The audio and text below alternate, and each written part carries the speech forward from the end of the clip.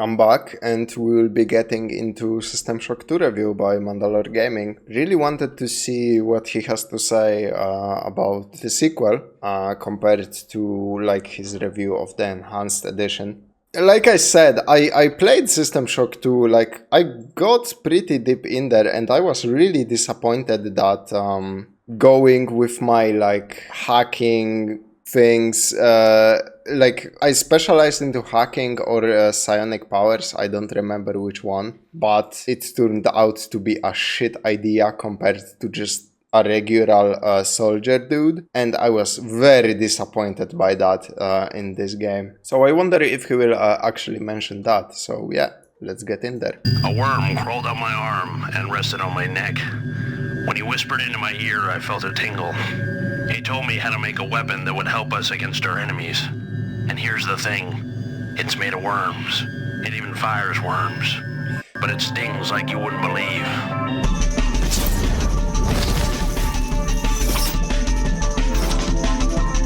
System Shock 1 was a fantastic game. A well-designed sci-fi dungeon crawler with plenty of options and freedom. Like Ultima Underworld before it, it could have gotten a sequel. Man, that fucking HUD is something else, man. That was basically the same game again, just with some new additions and features. Instead, it didn't get a sequel for 5 years, and it resulted in a very different game. For one, it was a joint venture between two companies, Looking Glass and Other Looking Glass. Irrational Games was founded by 3X employees of LGS who are now back working with their old team, just as a partner company rather than employees. The game itself was being developed using the Dark Engine. At the same time, the Dark Engine was being made for Thief 1.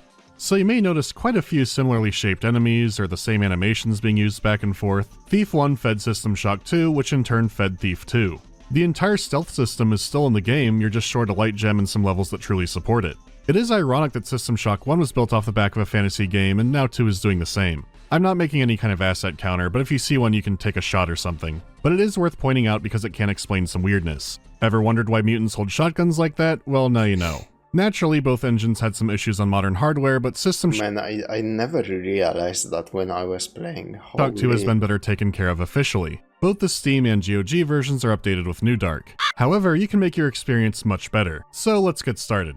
Now, no matter what, you should really want to download System Shock 2 tool. This makes sure you have the latest and best community New Dark version of the game. It fixes engine issues, gives you better default controls, and automatically upgrades you to EAX sound. Even if you are the purest solely for Procreation vanilla player, you should have this tool. But it also includes a mod manager. If you saw my Thief videos, you know I'm very particular about this kind of thing. Mods are great, but if it's your first time playing a game, especially a classic like this one, you don't want to mod yourself out of knowing what it's like. I've replayed this game a lot over the years, and these are the ones I now never play without. If it's your first time playing the game, you'll also be safe. This game had a lot of development issues and could have used some more time to polish things up. That's the goal of the community patch. For one, it has an absurd amount of fixes built into it. Misaligned or floating objects, engine issues, they're all gone. They enhanced how the lighting works, cleaned up effects. It's kind of insane how much there is, and I can't really properly list them all out. That said, there are some gameplay changes, but they're ones that make sense. Let me give some examples. In vanilla, hacking security disables local turrets and cameras. Except if there are two turrets in a room and you hack one over, they'll both activate and start murdering each other. In the patch, that doesn't happen and they both sit there like you'd expect. Also, cameras don't just stay green and keep swinging around like they're still functioning, they turn off. This adds some extra challenge. Yeah, that's so annoying, man. Because it's now easier to miss turned off cameras. So if you hack an area and you're not careful, you'll be in for some fun on the way back. If you skip training in the beginning, you'll no longer have help stations around. I can all but guarantee he won't recommend the graphics improved mod. Oh, the weird one you talked about that makes the female enemies topless for Most of the developers weren't fond of them.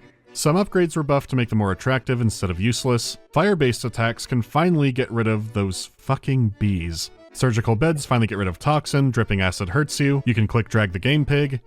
Okay, so in the mods he listed, there are balance updates, so if I played with those, my complaints about my build probably wouldn't be so bad. It doesn't radically change the gameplay or throw things out of balance, it just makes it better. They've been at this for years and they know what they're doing. So when they recommend a graphical mod, which itself recommends another one, you can trust that.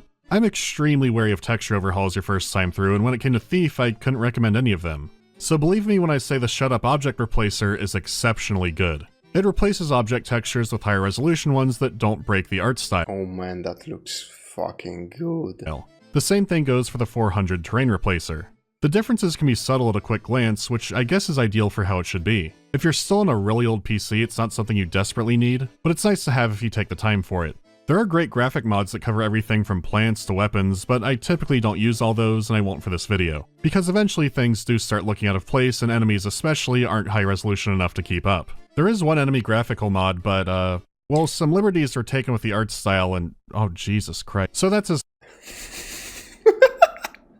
I'm assuming that's the mod you mentioned. Well, some liberties were taken with the art style and oh I'm assuming that is the one. Oh my god.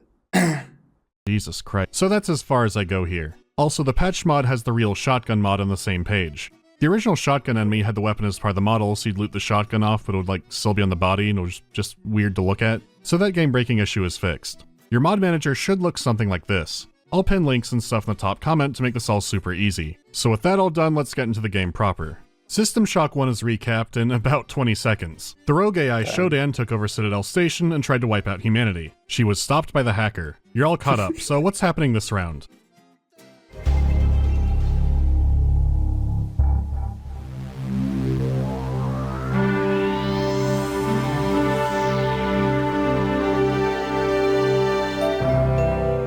I'm doing my part. Are you? February 3rd is the day the magic happens. The Von Braun, the first starship in history capable of traveling at faster than light speed, will undertake her maiden voyage. This incredible journey is the result of teamwork between the UNN Protectorate and the incredible scientific minds at the newly relicensed Tri-Optimum Corporation. Imagine being able to travel to distant star systems in a period of weeks.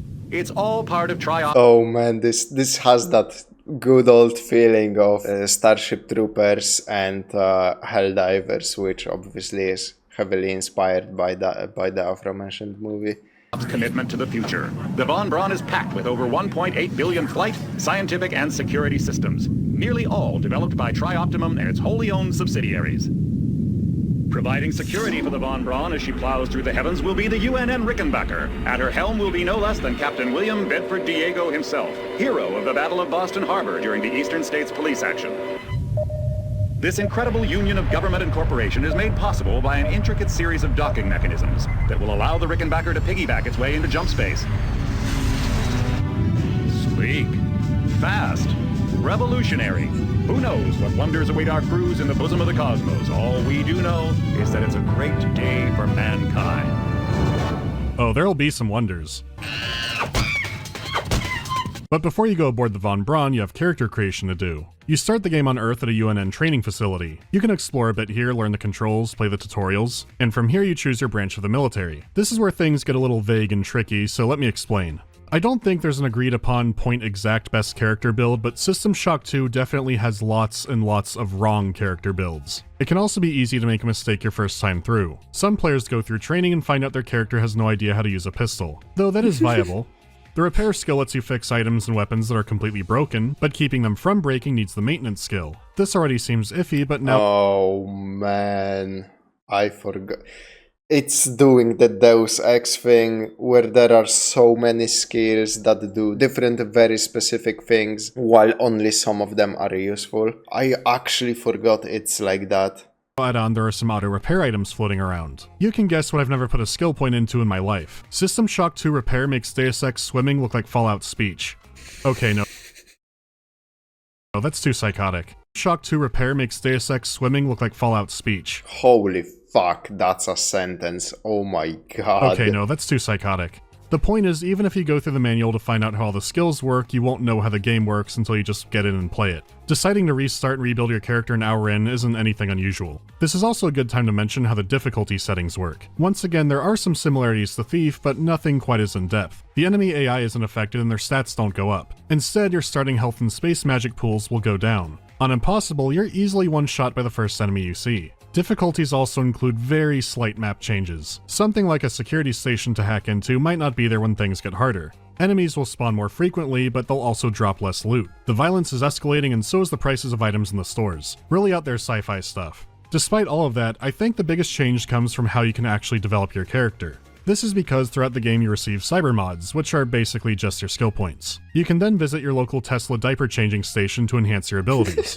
You get the same number of mods per game, but like the store prices, the cost to upgrade also goes up. Buying new skills is usually more expensive than upgrading, and this just makes that harder. The scarcity adds more tension, so it's great if you're experienced. However, this does have some playstyle drawbacks, which I'll talk about more in detail later. If you don't know the game, it's easier to make a sillier character that's harder to recover from. If you're thinking that skill balance sounds important, you're right. So what if I told you the initial branches indicate nothing? You won't know what you'll start off with until you take the plunge. You'll receive 3 sets of 3 different assignments. They tell you what skills you gain, and each represents a year in a military career. They even have nice little lore bits of what you did. Each branch is still very geared around creating a certain class of character. So here's the quick rundown on each. The Marine Corps is self-explanatory. You go to Camp Lejeune to avoid snake pits and be screamed at by men with no foreheads, and for this you get a standard weapon point. Your first choices are mainly around which weapons to use and how to maintain them. You can start the game with a grenade launcher.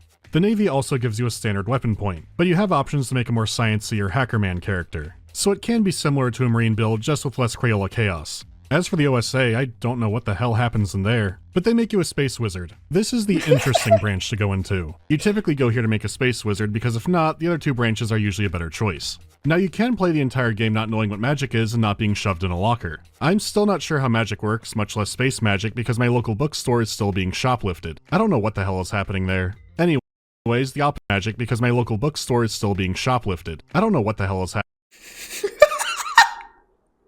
I mean, man, listen. JoJo's Bizarre Adventure is my fucking Bible, okay? And Joseph Joestar is my personal fucking savior. Happening there. Anyways, the opposite is also true. You can spec into Psyker powers and never have to pick up a gun during the game, because fireballs don't need a conceal permit, neither does the brain sword. There are lots of powers to learn, but there is some trickiness to managing them. It's a very different playthrough worth doing, but not really recommended for a first-time player. It's very different. There are so many layers to character progression. And I did, and I wasn't really happy with it. And difficulty and how it all ties into the systems. I'll come back to it later, but wow, that's a lot to start off with. Especially when the first game just had the screen and then you were in. I can still appreciate just how much work they put into the character creation segment. A lot of effort was put in to immerse you into the story and the universe. And this is following a game where you could flat out turn off the plot. Speaking of, let's get back to that. In your 4th year of service, you're assigned to the Rickenbacker to escort the Von Braun. With Trioptimum at the helm, it's going as well as you'd expect.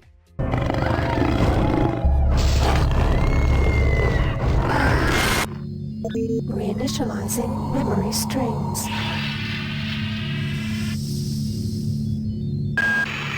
Steady yourself, soldier. This is Dr. Janice Polito of the computer ops staff of the Von Braun. You're safe for the time being. You're recovering from the effects of surgery and will be unable to remember any of the events of the last few weeks. You're on board the starship Von Braun and something's gone very, very wrong. Damn, he's kinda fake though. You're on board the starship Von Braun. Yo, look at those fucking thunder thighs, man. Holy, what kind of training was he on? And something's gone very, very wrong. Some kind of force has hijacked this ship. That's why you volunteered to be implanted with some experimental cybernetic implants. Rely on your cyber interface. It just might save your life. You must find an elevator and come up to Deck 4 to meet me. Deck 4. Can you remember that? But keep your eyes open. They're after us both now. And so it begins. The Von Braun made a stop at Tau Ceti 5 to investigate a mysterious signal. This signal was the work of an alien life form only known as the Many. They're hell-bent on assimilating the crew and wreaking havoc for reasons unknown. It's you and Dr. Polito against them all. Looking back at Vanilla for a moment, the graphics are pretty nice looking for 99. Then again, in this case, even Vanilla is still using the new Dark engine. And with the game being patched over the years, there are subtle differences compared to an actual CD copy. Plus, I'll be playing a modded copy anyways, so if you're looking for technical purity or something, I don't know, go to Plymouth. The environments still look pretty good, but the shortcomings definitely come from the character models. And really, this is still from a much later perspective. Fidelity gets out of date, but design is for All part of the surgery. Protein consumer training. Yeah, with that, with the emphasis on oomer in that consumer. forever. And the enemies have outstanding art direction. Well, except maybe the spiders. You could go a lot more horrifying with an alien spider. But that's okay, because they are awful in different ways. It's quite the It reminds me of Resident Evil 2, where you would go through the fucking zombie-infested city and all of the horrible mutants and stuff, and then a fucking spider attacks you in the sewer, and it's just a really big spider. And I don't want to spoil all of it. Like Thief before it, the environments are definitely the strongest aspect. The Von Braun is a clean, ideal future Star Trek ship. Or at least it was before the many showed up, which gives everything a creepy contrast. This was a high-tech science ship, so it's sterile, but there were still places for people to relax comfortably. So you have this effect where one room can look completely pristine, and the next one has a slasher film massacre in it. There are plenty of sci-fi horror games, including ones I love, that have really creepy-looking environments. Dirty, dark, industrial. System Shock 2 has those as well, but it goes to an exact opposite so often. Clean, well-lit, and sometimes something is wrong. Sometimes something is very wrong. It's unsettling in a way I don't see games or even movies or TV do that often. Nowhere feels safe. You don't have a sectioned off scary dark place and a secure bright one. An enemy could be wandering over to kill you at any moment. You're kept on your toes constantly, and how uncluttered a room is indicates nothing. Think you're safe? Think again. This pool reminds me of something. Oh god.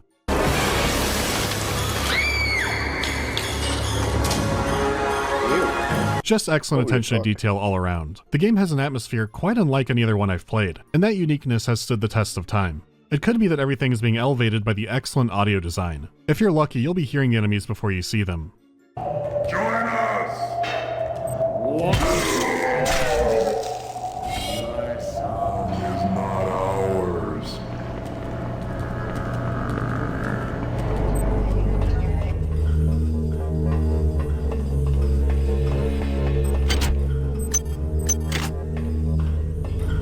I kinda took this for granted from my memories, but Jesus Christ, seeing it now after all those years, System Shock 2 really looks... I mean, this is modded, right? But, like, it's still the game looks and sounds really fucking clean.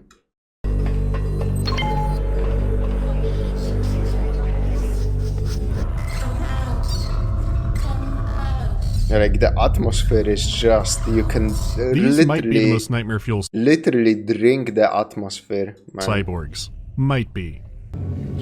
You seek your associates, but you cannot find them. You are so very alone. The voice acting is that looking glass scale of extremes. Some lines still have that "who do we have today in the office to do them" effect, but luckily not too often. I got called up around 0430 to help unload the shuttle coming back from Tau Ceti. Kerenskin was there alone. Jesus, what the hell happened to him? He'd lost most of his hair, and you could see these lumps on the side of his neck. And that smell. I told him he should go see Dr. Watts, but he told me to mind my own business. Then you have some of the most effective, scariest shit on the planet. They have so many miracles to share, so much knowledge to give. They told me how to make this implant. They said it would make a better me of me. I wish I had more time so I could give it to them. Please don't. Glory to the many. I am a voice in their choir. Jesus fucking Christ, that's metal. What makes it more horrifying is a lot of the enemies you encounter don't actively want to fight you. They could be a reprogrammed weapon or transformed against their will. Most of the mutants you encounter are desperately trying not to hurt you, and they're losing.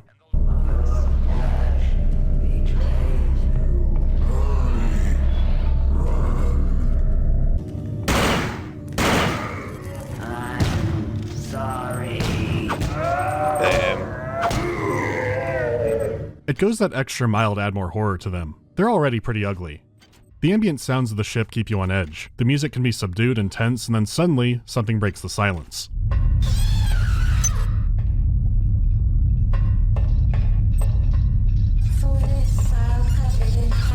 A ton of effort was put into a tense, horrifying atmosphere. To this day, it shows up on Scariest Games of All Time charts. Some people see those, get hyped up, and go in expecting Silent Hill. Then, when they first properly enter the ship, they hear the music.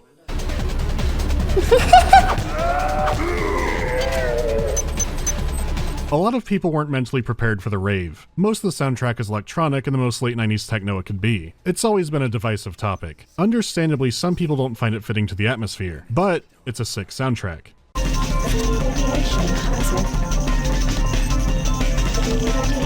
I mean, where's the lie? That is some fucking tunes, man.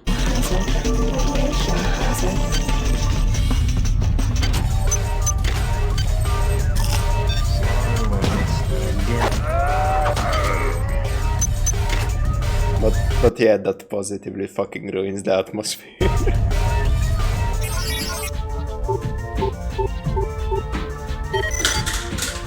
There are a large amount of people who recommend turning the music off, but as I said before, there is a good variety of tension music, and I can't imagine the mood of some levels without it.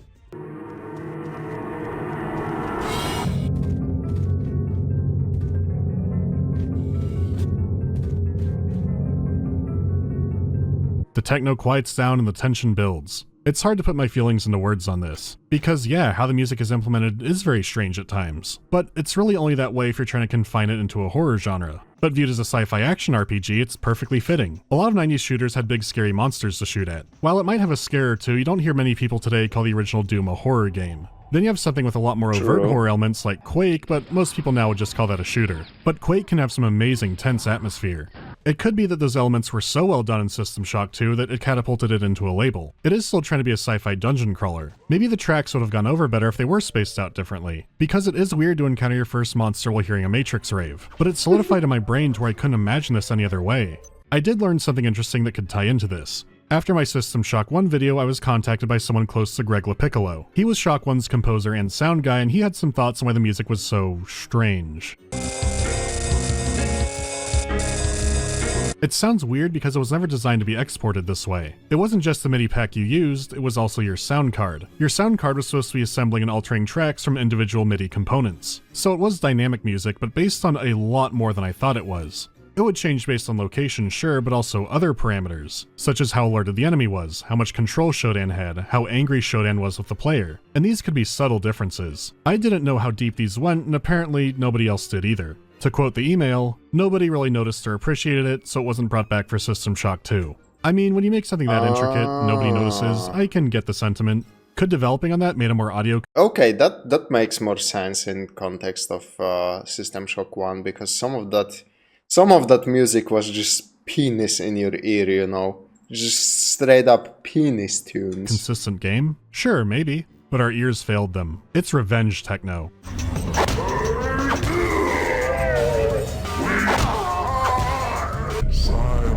The Discord. The audio can be compressed, and there are pops here and there, but the overall quality and variety and layers still more than hold up. You can turn the music down if you want, but it'd be a real shame to play this game without hearing it. At least give it a shot. So you have a game already drawing you in with great visuals and sound. Now stack some solid gameplay on top of that. It controls very smoothly, though it still has that Dark Engine weirdness where you move faster diagonally. While the interface has improved over System Shock 1, the depth is still there. You've still got your CVS receipt of hotkeys, you can still play minigames on the screen, and additionally they added inventory management, which you did sort of have in the first game when it came to weapons, but overall you could carry an absurd amount of stuff in that one. Now every item takes up grid space, from booze to bullets. How much you can carry at all depends on your character's strength. What you can do is dependent on your character skills. In the previous entry, you can explore around looking for new upgrades. Finding them helped you progress better, but you absolutely didn't need most of them. In 2, there are parts where you need to upgrade yourself to progress through the story. There's a part where you need the hacking skill, or at least an ice pick. There's also the part where you need to research a toxin. They're not huge moments, but they're a striking change from before. This is a full-fledged RPG. You've got wearable equipment like different types of armor. Implants can be installed to increase stats or boost different kinds of skills. There's software to plug in, which is separate from implants. There's the one-time upgrade operating system stations. These can flat out buff you with higher damage, more inventory space, or give you more choices, like 2 implant slots. How you play the game and view the game world can be dramatically different based on these choices. This is the game's greatest strength and its weakness. There is a lot of variety, and the community patch tried to make some directions more viable, but you still get the sense there's a certain kind of character this game was made for. Sure, you could create a super hacker character, but you don't really need those points maxed out. At the same time, playing the game without any hacking skill makes me feel naked. There's so much benefit to having some hacking, but not a ton in maxing it out. A lot of the skills scale in this weird kind of way.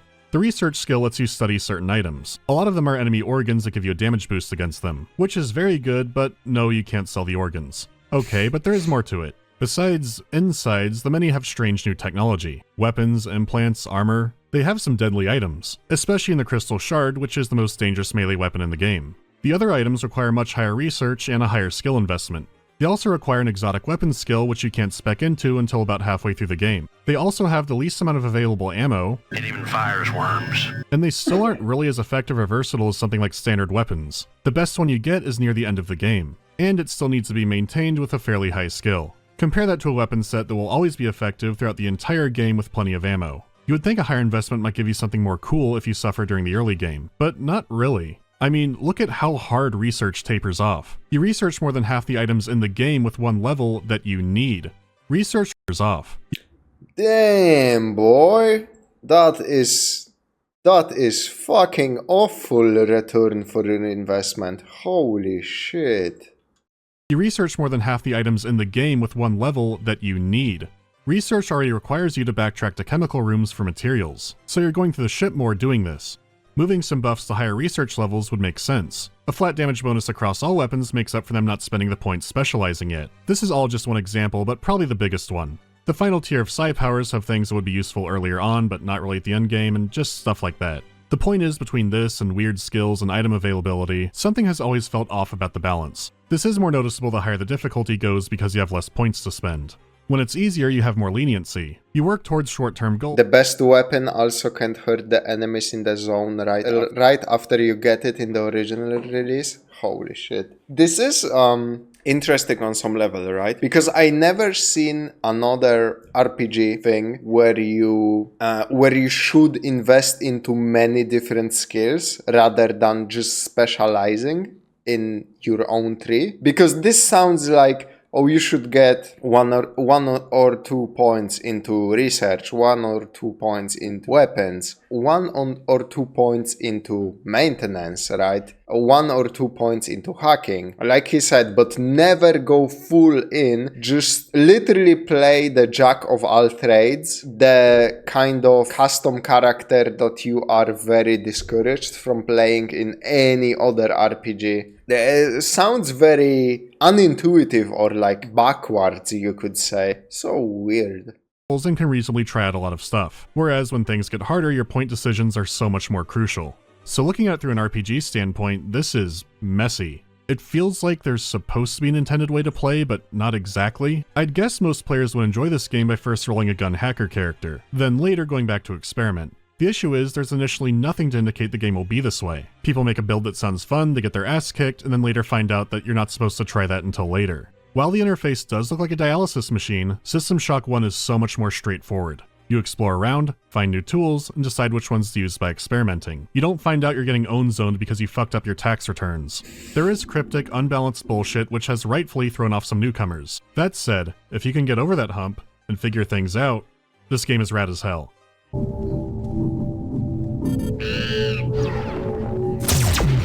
The survival horror aspects are strong, and the Von Braun is a complete death trap. From audio logs you find, it's clear the ship wasn't ready for the journey, but in eternal corporate dumbass fashion, they went anyway. Maybe Classic. The biggest shortcoming was the ship's AI Xerxes. To prevent another Shodan situation, plenty of flaws and backdoors were intentionally built into him. He was so insecure that the crew would hack into him and make him sing Elvis Presley songs, which was harmless until the many came aboard the ship. The turned crew members got Xerxes on their side. He's another unwilling casualty of the many. He announces schedule changes and protocol and other routine stuff. Then he starts praising his new god and saying you won't escape in the same tone.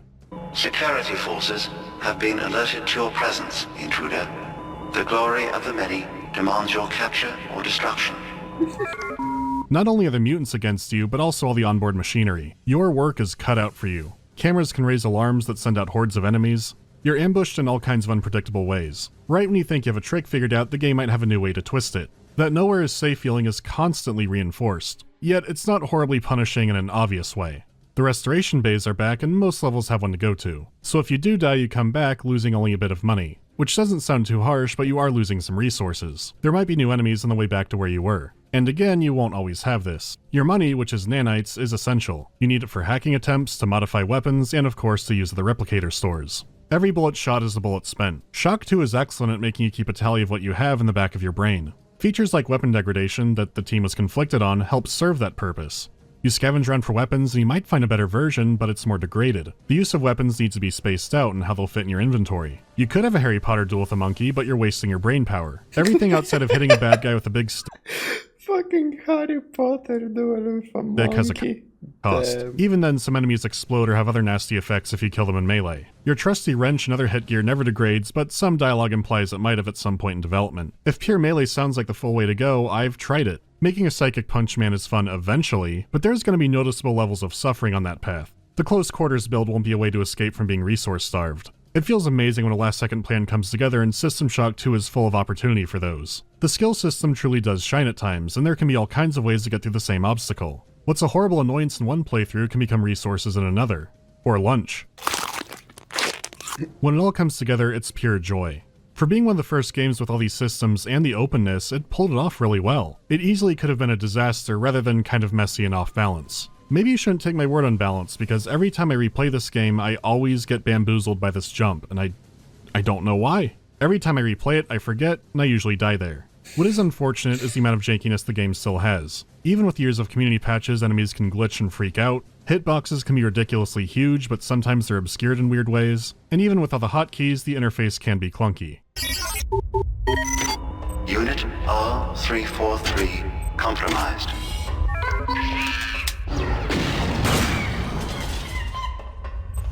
Hey! Jesus Christ, I got him! This brings us to the story, which stays in line with the rest of the game. Without spoilers, I'll say it's mostly great, but there are some muddled elements. Especially in comparison to 1, the audio logs have some interesting narratives going on. The son of Edward Diego, the moron who caused the Citadel Station event to happen in the first game, is now the captain of the Rickenbacker. He's legitimately trying to do what's right and not be his father. There's a couple making plans to escape, a story of a civil war aboard the ship, the scientists who study the many, a lot of which become part of the many. A lot of side stories are happening, but most of them are intriguing. You can organically put together a lot of what happened before the game spells some things out, some of which I think were way too projected. The main antagonist doesn't try to replace Shodan. The many also want to fundamentally change humanity, but where Shodan was arrogant, the many are more pitying. They genuinely seem sad and repulsed by the idea of not being part of a hive mind. Not only do they tell you this directly, but other characters wonder if they're right. But you fear us. We hear your thoughts, and they rage for your brothers you believe dead. But they are not. They sing in our symphony of life. We offer another chance to join us. Told us of the planet. Man, that's such a cool, effect for a hive mind voice. We know how you have harmed this place with your pollution and your discord. But when they keep going on about the Discord. They fucking hate that communicator. God damn. we arrive there, we will cleanse the surface of that place and merge it with the harmony of the many. In some ways, the many is not unlike the UNN. There's a joy in working towards a collective goal, and being able to put aside the things that draw us apart and make us separate. Why do we fear the loss of our individuality so much? Man can dream, but the many can accomplish. It's a great new direction to take. They do get angry at all you destroy of theirs, but they still believe that they're in the right. They're trying to help you and all of mankind, but you just don't get it. How this all ends is very underwhelming, but if you don't want spoilers, go to here. Okay, so Dr. Polito. While she works with you to stop the many, she's very bossy. Technical-minded, ends justify the means, she gives no shits about the crew. It's odd because you find some of her audio logs around and she sounds much nicer. But I've been working on that artifact Bayless brought back from Tau City 5. I've done a level 3 analysis on it. I think it's some kind of artificial intelligence. I've managed to pull an audio tag file out of its memory. I'll let you be the judge.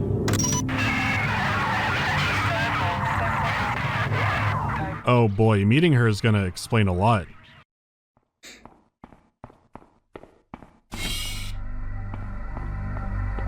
Llama! The Polito form is dead, insect.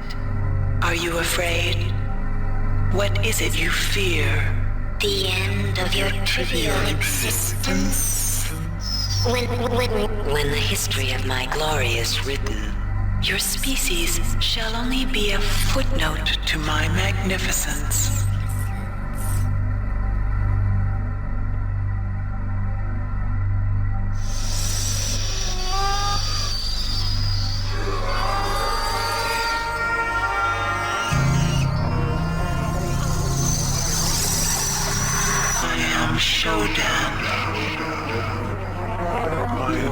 My analysis of historical data suggests a 97.34% probability that you are aware of my birth on your planet. This is one hell of a spectacular reveal. The issue is that the game foreshadows this way too hard. Xerxes spells it out 5 minutes in. Intruder, the many demands to know your intentions. Are you allied with her? Do you not know of her intentions, of her history? She once tried to destroy your species, and now you do her bidding. Oh, Polito's fucking Shodan. Thank you, Xerxes. Yeah, that's a little bit fucking weak, man. But the reveal itself is cool. It's just, yeah, the foreshadowing. Holy fuck, might as well call it the forcing it down your fucking throat. Hell, we could go back to the intro, or the box. So the first thing I would do here is change the marketing material. I contacted Dakota Lee about this because he's done some pretty good game key art. I'm only guessing he's not the dog, but here's what we got brainstormed up. On the official cover, our twist character is front and center. System Shock 1 just had a regular cyborg enemy on it. So in that vein, why not one of the many's hybrids? This is more accurate to who you're facing 99% of the game. If you did want to go all out and still have scary rogue AI on the cover, why not Xerxes? Dakota actually may have outdone himself here. Of course, this is for fun, and from a marketing standpoint, putting Shodan on the cover does make sense. But I still would have loved an awesome cover that let them get away with the twist. What's happening is foreshadowed subtly, and I think you could rip out those overt lines without hurting anything. The many outright ask why you're serving the cybernetic metal mother. I mean, Jesus Christ, just come out and say it. The elderly bitch is clearly a robot. Clearly a robot. How could it not be Shodan? Fucking idiot. I'm not sure what to be so heavy-handed. You can remove almost all the foreshadowing and it would still be effective.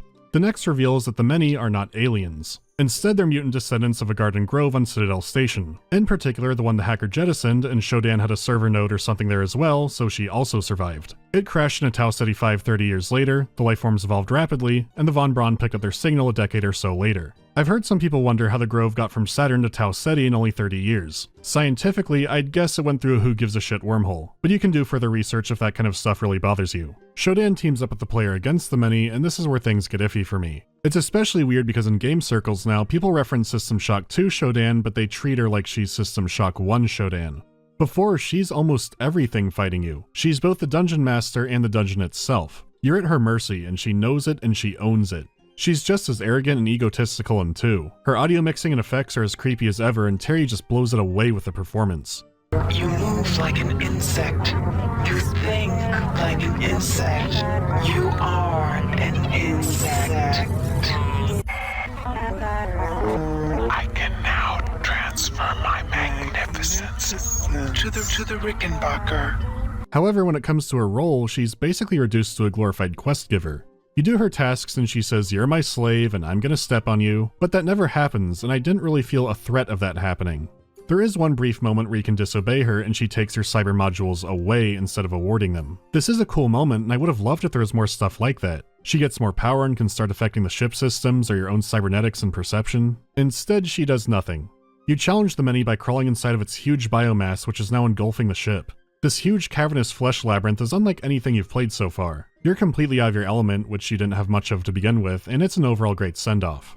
Also, a fun fact about a lot of the original textures here. One of the producers had to go in for some kind of procedure and kept the film. The body of the many is based off someone's actual colon. Speaking of shitty things, the Dark Engine was never good with moving platforms. Some people might say it's teeth grinding, and they made that literal. It's really just this one section you see, but it's so awful that it's ingrained in a lot of memories. This single jump may have tainted a lot of perception on the body of the many.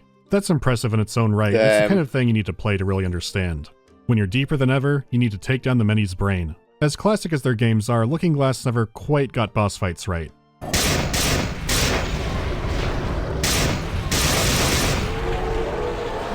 Done and done. Let's see that again in Wizard Vision.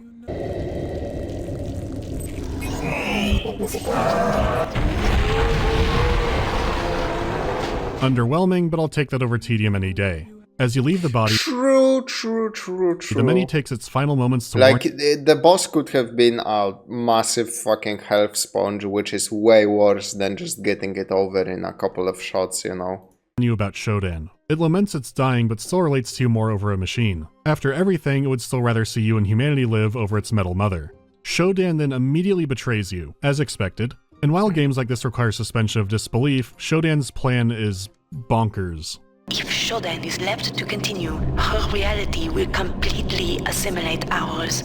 Space will become cyberspace, and Shodan's whims will become reality. Right. She's somehow using the ship's FTL engine to merge cyberspace and real space to become God. So if this was more substantial or longer, I would be on board. Navigating a Shodan-controlled nightmare world would be a fun final challenge. A corrupted, balls-to-the-walls version of the Von Braun and the Rickenbacker. Shodan could be expanded out to be a real final villain and a good showdown.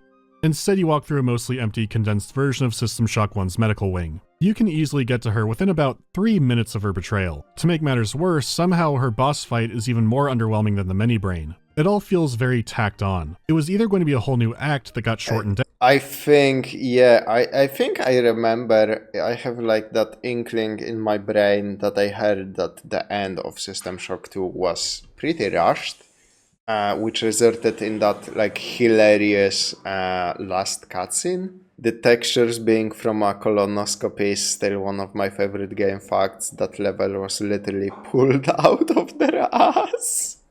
Yeah, that's fucking great. Down, or they thought killing the many wasn't enough, so you had to go kill Shodan too. Funnily enough, the community patch put a good amount of attention here, and vanilla looks way, way worse. That all said, you get her. How could you have done this?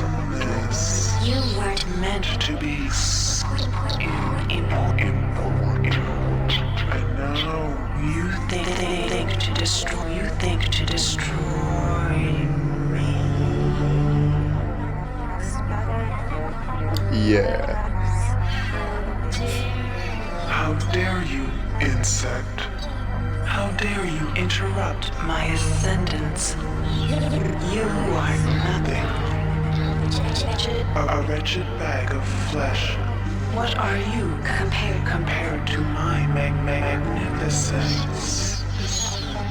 But it is Not too late. Can you not see the value in our friendship? Imagine the powers I can give to you, human. The cybernetic implants I gave you We're simply toys. If I desired, I could improve you, transform you into something more efficient. Join me, human. And we can rule. And we can rule together. Nah. Classic.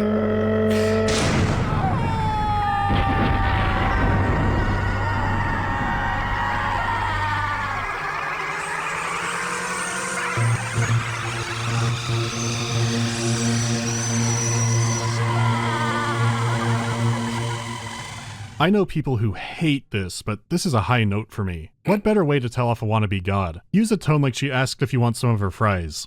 Also, she's alive because she possessed someone or something, so this was pointless. Anyway, this game is a classic and highly influential. It's also very flawed, but it still holds up. It has this aesthetic and tone and blend of elements that you can't find anywhere else. It paved the way for huge games, little games, and probably more games to come. You can't find anywhere else. It paved the way for huge games, little games, and probably more games to come. It is so worth checking out. For the next week or so, it'll be $2 in the pinned link, which is absurdly more than worth it. All the modding stuff will be there too. Move. The story's not over just yet. Like the first game, Night Dive is making... Move. Can you move? Having a cat is a mistake. No, I'm just kidding. But he is an annoying little fuck. An enhanced version of System Shock 2. I have no idea how hard they'll go on polishing or huge balance changes or making multiplayer playable, but I am excited to see what they do with it. Not to mention System Shock 3 is coming, just in time for a Dead Space reboot. I don't know what's happening anymore. I'll see you next time. Are they making that?